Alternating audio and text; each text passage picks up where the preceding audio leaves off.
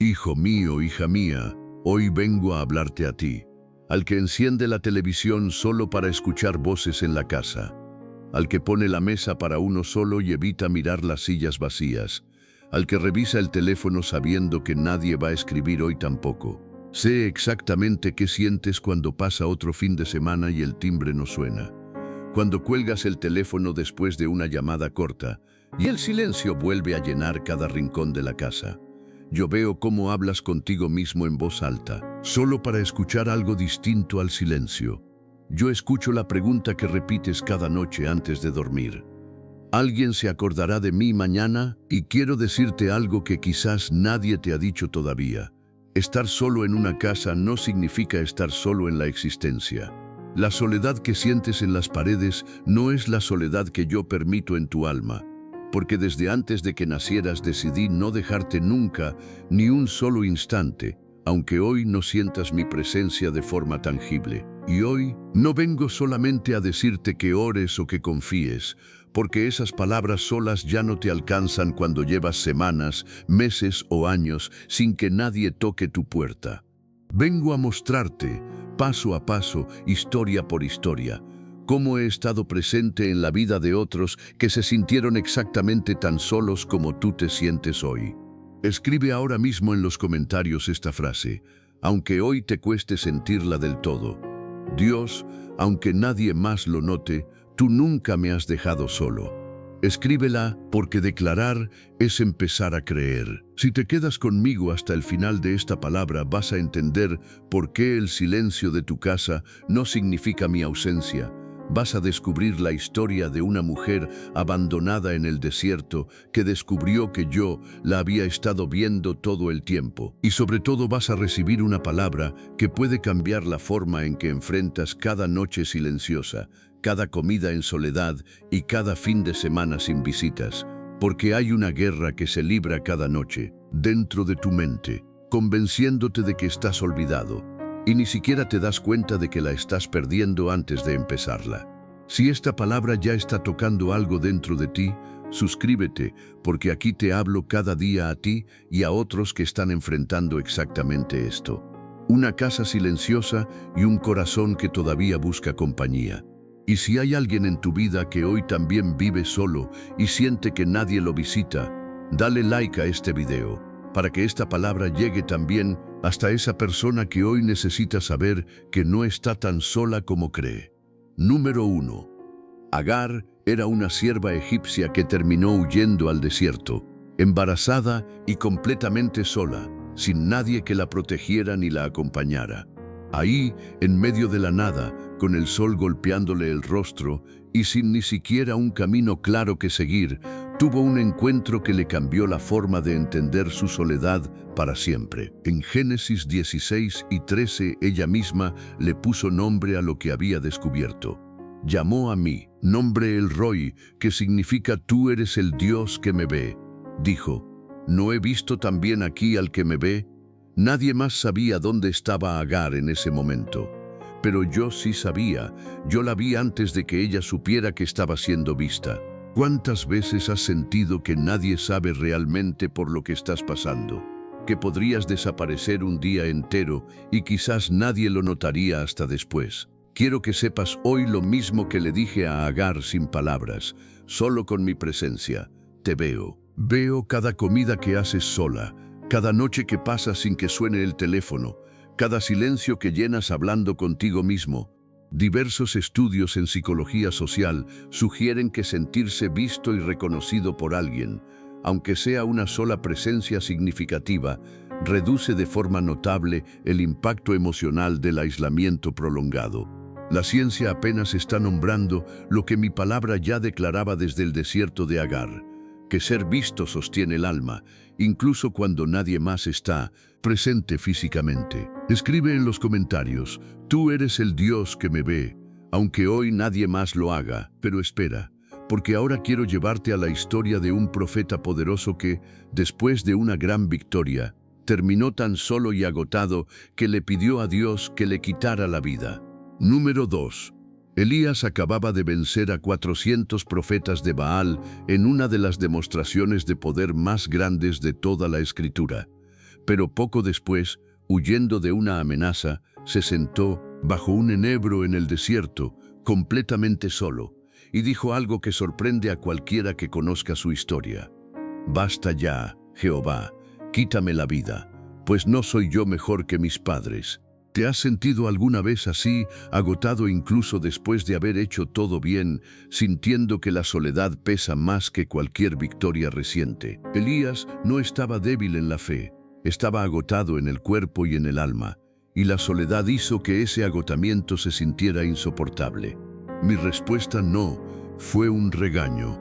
Le mandé un ángel que lo tocó y le dijo simplemente: «Levántate y come». Lo dejé dormir, lo alimenté, y después, en un Reyes 19:12, me le revelé no en el viento fuerte, ni en el terremoto, ni en el fuego, sino en un silbo apacible y delicado. La neurociencia del agotamiento confirma que el aislamiento prolongado, combinado con el desgaste físico, intensifica significativamente los pensamientos de desesperanza, y que el descanso, la nutrición y la compañía son intervenciones tan importantes como cualquier palabra de ánimo. Mucho antes de que existiera esa investigación, yo ya sabía que a Elías primero había que dejarlo dormir y comer antes de hablarle al corazón. Escribe en los comentarios: «Aunque esté agotado, sé que tú me vas a levantar con ternura, no con reproche». Y si te dijera que hay un hombre que, huyendo completamente solo de su propia familia, se durmió sobre una piedra en medio de la nada, y ahí tuvo uno de los encuentros más grandes de toda su vida. ¿Te gustaría saber qué le dije esa noche? Número 3. Jacob huía de su hermano Esaú, solo, sin caravana, sin protección, con lo mínimo que pudo cargar. Cayó la noche en pleno camino y tuvo que dormir con una piedra como almohada, en un lugar que ni siquiera tenía nombre todavía. Ahí, en la soledad más absoluta de su viaje, soñó con una escalera que llegaba hasta el cielo, con ángeles subiendo y bajando por ella. Y en ese sueño le dije algo que quiero que hagas tuyo hoy mismo. Génesis 28:15 registra mis palabras: «He aquí, yo estoy contigo, y te guardaré por donde quiera que fueres, y volveré a traerte a esta tierra, porque no te dejaré hasta que haya hecho lo que he dicho». ¿Cuántas veces has sentido que estás atravesando tu propio camino solitario, sin caravana, sin compañía visible, sin saber siquiera hacia dónde te diriges? Jacob no vio ángeles todos los días de su viaje. Los vio esa noche específica, la noche en que más solo se sentía, para recordarle que la soledad visible nunca significó abandono real. Cuando Jacob despertó, dijo algo que también quiero que digas tú: «Ciertamente Jehová está en este lugar, y yo no lo sabía». Llamó a ese lugar Betel, casa de Dios, porque entendió que incluso en medio de la nada, yo había estado presente todo el tiempo. La tradición espiritual conocida como la práctica de la presencia de Dios, enseñada por hermanos monásticos durante siglos, habla exactamente de esto, de aprender a reconocer que la presencia divina no depende del lugar ni de la compañía humana, sino de una realidad constante que simplemente aprendemos a percibir mejor con el tiempo. Escribe en los comentarios: «Ciertamente tú estás en este lugar, aunque yo no lo haya sabido hasta hoy». Pero espera, porque ahora quiero contarte de un joven que fue traicionado por su propia familia, vendido como esclavo y encerrado en una prisión donde nadie iba a visitarlo. Número 4.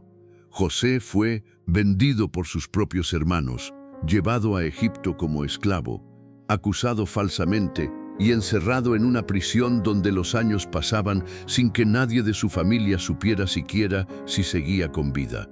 2 compañeros de celda le pidieron que interpretara sus sueños, y él lo hizo con precisión, pidiéndole a uno de ellos, el copero, que se acordara de él cuando saliera libre. Génesis 40:23 dice algo que duele leer. El copero no se acordó de José, sino que le olvidó. 2 años más pasaron en ese olvido. Pero antes de eso, Génesis 39:21 ya había registrado algo que sostuvo a José durante todo ese tiempo. Jehová estaba con José, y le extendió su misericordia, y le dio gracia. ¿Cuántas veces has sentido que las personas de las que esperabas una visita, una llamada, un recuerdo, simplemente te han olvidado, dejándote atrás en tu propio encierro? El olvido humano duele, y yo no minimizo ese dolor, pero el olvido humano nunca ha sido igual a mi ausencia. Mientras el min copero olvidaba, yo seguía presente, preparando el momento exacto en que todo cambiaría. La psicología de la resiliencia describe algo llamado sentido de propósito trascendente, la capacidad de sostenerse emocionalmente cuando se cree que el sufrimiento presente tiene un significado más grande, incluso sin poder verlo todavía. José sostuvo ese sentido de propósito en la prisión, sin saber que se convertiría en el segundo hombre más poderoso de Egipto solo 2 años después. Escribe en los comentarios: aunque las personas me olviden, tú sigues presente, extendiendo tu misericordia sobre mí. Lo que viene a continuación puede ser la respuesta que llevas semanas pidiendo, porque ahora quiero hablarte de un rey que, escondido en una cueva, escribió una de las oraciones más honestas sobre la soledad que existen en toda la Escritura. Número 5. David, huyendo de quienes querían matarlo, se escondió en una cueva, completamente solo, sin ejército, sin familia cerca, sin nadie que supiera exactamente dónde estaba. Desde ahí escribió el Salmo 142, y en el versículo 4 dijo algo desgarradoramente honesto: miré a la mano derecha y observé, y no había quien me conociese. No tuve refugio, ni hubo quien mirase por mi alma. ¿Te ha pasado que miras a tu alrededor, buscando alguna señal de que alguien realmente está pendiente de ti y no encuentras nada, ni una llamada, ni una visita, ni un mensaje? David sintió exactamente eso, y no lo escondió ni lo disfrazó con palabras espirituales vacías. Fue completamente honesto con su soledad, y esa honestidad se convirtió en oración. Pero el mismo salmo termina de una forma distinta. En el versículo 5 David declara: clamé a ti, oh Jehová, dije, tú eres mi esperanza y mi porción en la tierra de los vivientes. La soledad no fue el final de su oración, fue el principio de un clamor que terminó encontrando refugio en mí. Distintos estudios sobre la expresión emocional confirman que nombrar honestamente el dolor de la soledad, en lugar de minimizarlo o disfrazarlo, es un paso necesario para poder procesarlo y eventualmente encontrar consuelo genuino. David lo hizo primero en un salmo, mucho antes de que la psicología moderna documentara ese proceso. Escribe en los comentarios: tú eres mi esperanza y mi porción, aunque hoy no haya quien mire por mi alma. Y si te dijera que hay una viuda que vivía completamente sola con su hijo, a punto de morir de hambre, y que recibió una provisión que no se acababa nunca, ¿te gustaría saber cómo llegó hasta su puerta? Número 6. Una viuda en Sarepta vivía sola con su hijo, en medio de una sequía tan severa que ya solo le quedaba un puñado de harina y un poco de aceite, lo suficiente para una última comida antes de esperar la muerte. En ese momento de soledad y desesperación absoluta, envié al profeta Elías a su puerta, pidiéndole que le preparara de comer primero a él. Ella obedeció, a pesar de tener tan poco, y 1 Reyes 17 y 16 dice que la harina de la tinaja no escaseó, ni el aceite de la vasija menguó, conforme a la palabra que Jehová había dicho por medio de Elías. Cada día, esa mujer sola descubría que lo poco que tenía se renovaba, exactamente lo necesario para ese día. ¿Sientes hoy que lo que tienes, tu energía, tu ánimo, tus fuerzas para seguir viviendo solo, apenas alcanza para un día más? Esta viuda me enseña que yo no siempre lleno la despensa de una vez para siempre. Muchas veces la sostengo día a día, exactamente lo necesario, para enseñarte a depender de mí cada mañana. La tradición espiritual del desierto hablaba mucho de esto, de la provisión diaria, del maná que no se podía guardar para el día siguiente. Esa misma lógica sostuvo a esta viuda sola, no una provisión acumulada, sino una presencia constante, renovada cada día, suficiente para sostenerla. Escribe en los comentarios: confío en que hoy, otra vez, tu provisión va a alcanzarme. Exactamente lo que necesito. Pero espera, porque ahora quiero llevarte a la historia de una mujer que evitaba a todo el mundo, que iba a buscar agua sola, a la hora más calurosa del día, para no cruzarse con nadie. Número 7. La mujer samaritana iba al pozo al mediodía, bajo el sol más fuerte, precisamente porque quería evitar a las demás mujeres del pueblo, que solían ir en grupo por la mañana. Su vida, marcada por varios matrimonios fallidos, la había dejado aislada, evitando las miradas y los comentarios de los demás. Y fue justo ahí, en su soledad elegida por vergüenza, donde yo decidí encontrarme con ella.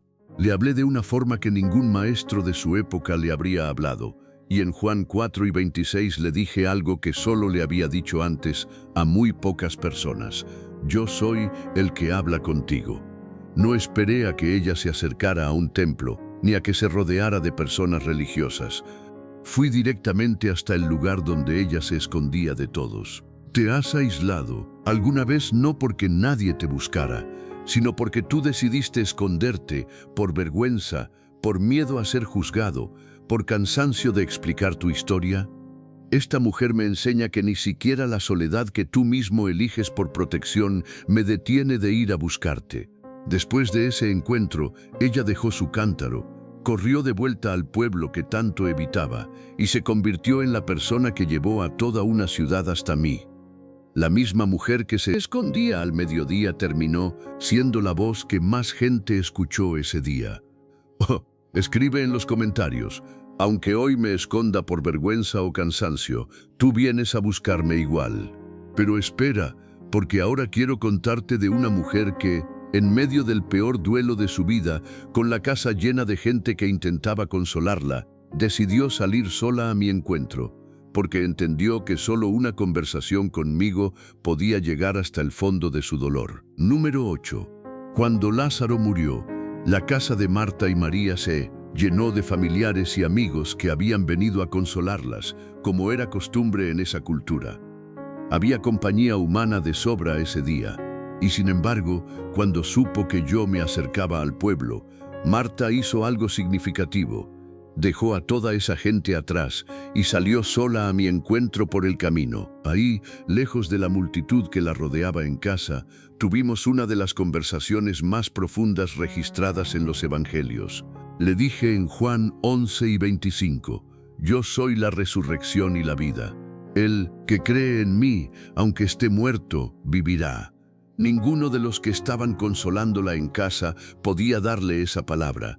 Solo un encuentro a solas conmigo podía alcanzar el fondo real de su dolor. ¿Cuántas veces has estado rodeado de personas bien intencionadas que intentan consolarte, y aún así sientes que nada de lo que dicen llega realmente hasta donde te duele? Marta me enseña que a veces la compañía humana, aunque genuina, no basta, y que hay conversaciones que solo suceden cuando decides apartarte, aunque sea un momento, para encontrarte conmigo a solas. La tradición espiritual del retiro contemplativo, practicada durante siglos por hombres y mujeres de fe, enseña precisamente esto, que apartarse deliberadamente de la multitud, incluso en medio del dolor, no es aislarse más, sino crear el espacio necesario para un encuentro que después sostiene todo lo demás.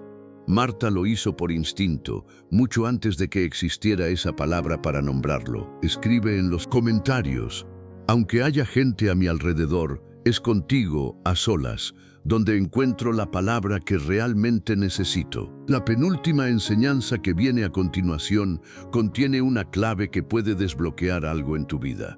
No te pierdas ni un segundo de lo que sigue, porque tiene que ver con lo que sucede cuando la soledad se convierte en el lugar exacto donde recibes la revelación más grande de tu vida. Número 9. El apóstol Juan, ya anciano, fue desterrado completamente solo a la isla de Patmos, separado de las iglesias que amaba, de sus amigos, de todo lo que conocía como comunidad. Apocalipsis 1:9 lo describe así: yo, Juan, vuestro hermano, y participante con vosotros en la tribulación, estaba en la isla llamada Patmos por causa de la palabra de Dios. Fue precisamente ahí, en el destierro, en la soledad más absoluta de toda su vida, donde recibió la revelación más grande jamás escrita, una visión completa de mí, de mi gloria, del futuro, de la victoria final. Ninguna otra persona en toda la Escritura recibió una revelación tan extensa como la que Juan recibió, estando completamente solo. Y si tu soledad de hoy no fuera un castigo ni un olvido, sino el espacio exacto que estoy usando para mostrarte algo que jamás verías rodeado de ruido y de gente. No estoy diciendo que la soledad no duela. Estoy diciendo que, en mis manos, incluso el destierro más doloroso puede convertirse en el escenario de la revelación más profunda de tu vida. Naria, la mente, tino, mementeon, tradición espiritual conocida como la soledad fecunda, practicada por generaciones de monjes y místicos, enseña que el aislamiento voluntario o involuntario, cuando se entrega en mis manos, deja de ser solamente ausencia y se convierte en espacio de encuentro. Juan lo vivió en carne propia, en la isla más solitaria que existía en su mundo conocido. Escribe ahora mismo en los comentarios, con toda la fe que tengas disponible hoy: Señor, convierte mi soledad en el lugar donde te conozco, más profundamente que nunca. Y ahora, antes de cerrar con la última enseñanza y la oración que preparé especialmente para ti, quiero contarte de un hombre que, en el momento más solo de su vida, descubrió que yo mismo tomé su lugar. Número 10. El apóstol Pablo, en uno de los momentos más difíciles de su vida, tuvo que presentarse a su primera defensa legal completamente solo.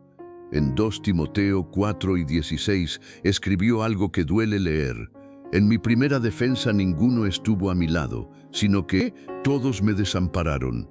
No les sea tomado en cuenta. Pero inmediatamente después, en el versículo 17, escribió algo que quiero que grabes en tu corazón hoy. Pero el Señor estuvo a mi lado y me dio fuerzas. Cuando todos los demás fallaron, cuando la soledad humana fue total y absoluta, yo no fallé. Y no fallo. ¿Cuántas veces has sentido exactamente lo que sintió Pablo? Ese momento específico en el que esperabas que alguien estuviera contigo y terminaste completamente solo. Quiero que sepas que en cada uno de esos momentos, aunque no lo hayas sentido de manera consciente, yo estuve exactamente donde Pablo me encontró, a tu lado, dándote fuerzas para seguir de pie un día más. La literatura sobre trauma y apoyo social confirma que la percepción de una presencia constante, aunque no sea humana ni física, puede sostener significativamente la capacidad de una persona para atravesar momentos de abandono real. Pablo no tuvo compañía humana en ese juicio, pero tuvo algo que resultó ser suficiente: mi presencia sostenida en medio del desamparo más absoluto. Escribe en los comentarios: aunque todos me desamparen, tú, Señor, estás a mi lado y me das fuerzas para seguir. Número 11.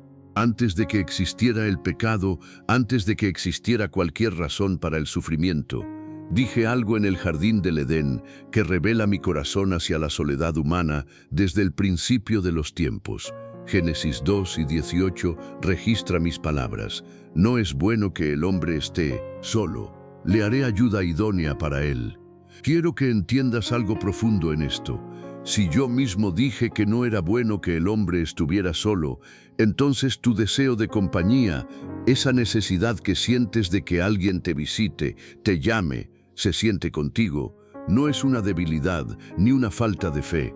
Es un anhelo que yo mismo puse en ti desde el principio y que yo mismo me comprometo a suplir, aunque no siempre de la forma que tú imaginas. Y aunque hoy la compañía humana parezca ausente, quiero recordarte una promesa que sostiene todo lo que hemos recorrido en esta palabra. Hebreos 3:6-5 dice: no te desampararé ni te dejaré. Esa promesa no depende de que alguien toque tu puerta hoy. Depende únicamente de mi carácter, y mi carácter no cambia. La psicología del vínculo humano confirma que la necesidad de conexión es una de las necesidades más profundas del ser humano, tan real como la necesidad de alimento o descanso. Reconocer esa necesidad no es debilidad, es honestidad. Y frente a esa necesidad tan real, mi promesa de no dejarte es igual de real, igual de constante, cada día de tu vida, incluso en los días en que ni siquiera tienes fuerzas para pedirla en oración. Escribe en los comentarios, no es bueno que estés solo, y tú, que lo dijiste primero, eres quien sostiene mi compañía hoy. Antes de orar contigo, quiero pasar rápido por algunas historias más, porque cada una de ellas guarda una pieza distinta de esta misma promesa. Un hombre llevaba 38 años enfermo junto al estanque de Betesda, esperando que alguien lo metiera al agua cuando ésta se agitaba, pero nadie lo ayudaba nunca. Cuando le pregunté si quería ser sano, en Juan 5 y 7 él respondió, «Señor, no tengo hombre que me meta en el estanque cuando el agua es agitada». No necesitó que alguien lo metiera al agua. Lo sané con una sola palabra, sin necesitar la ayuda humana que llevaba 38 años esperando en vano. 2 discípulos caminaban tristes hacia Emaús, hablando de su desilusión, cuando me acerqué y caminé junto a ellos sin que me reconocieran. Lucas 24:4 dice que mientras hablaban, yo mismo me acerqué y caminé con ellos. Muchas veces caminas junto a mí sin darte cuenta, hasta que en algún momento, como les pasó a ellos partiendo el pan, se te abren los ojos y reconoces que nunca estuviste caminando solo. Y cuando Elías estuvo escondido junto al arroyo de Querit, completamente aislado de toda compañía humana, Reyes 17:6 cuenta que los cuervos le traían pan y carne por las mañanas y por las tardes. Cuando ninguna persona podía llegar hasta él, yo usé algo tan inesperado como unas aves para sostenerlo cada día, mostrando que mis formas de proveer compañía y sustento no tienen límite. Y cuando Job perdió absolutamente todo, 3 amigos vinieron a visitarlo, y Job 2:13 cuenta que se sentaron con él en tierra 7 días y 7 noches, sin decir nada, porque veían que su dolor era muy grande. Antes de que llegaran las palabras equivocadas que después dirían, hubo 7 días de compañía silenciosa, y esa presencia callada, sin soluciones ni sermones, fue en sí misma un tipo de consuelo que muchas veces necesitas más que cualquier consejo. Llegaste hasta el final de esta palabra, y eso no es poca cosa. La mayoría se queda a la mitad, distraída, sin terminar de escuchar lo que necesitaba escuchar. El hecho de que sigas aquí después de tantas noches silenciosas me dice que hay en ti una esperanza que todavía no se ha apagado, aunque algunos días sientas que sí. Haber llegado hasta el final de esta palabra, tú solo, sin que nadie te lo pidiera, ya es en sí mismo una forma silenciosa de fe. Antes de cerrar, quiero que declares esto conmigo, escribiéndolo en los comentarios como un acto de fe. Dios, aunque vivo solo y siento que nadie me visita, tú nunca me has dejado y hoy decido creerlo. Escríbelo despacio, aunque las manos te tiemblen, porque cada palabra que escribes hoy es también una semilla que estás sembrando para tu propia fe. Comparte este video con esa persona que hoy vive sola o que quizás vive acompañada, pero se siente igual de sola por dentro. Porque hay soledades que se cargan incluso rodeado de gente. Hazlo por ella, porque tú ya sabes lo que se siente esperar una visita que no llega. Y quizás sea justamente este video el que le recuerde que no está tan olvidada como cree. Y si quieres seguir recibiendo palabras como esta, suscríbete, porque aquí voy a seguir hablándote, semana tras semana, en cada noche silenciosa que todavía tengas que atravesar, hasta que veas con tus propios ojos que la compañía que hoy tanto extrañas está más cerca de lo que imaginas. Y ahora quiero orar por ti. Padre, hoy te presento a cada persona que está escuchando esta palabra desde una casa silenciosa, con una mesa puesta para uno solo y un corazón cansado de esperar visitas que no llegan.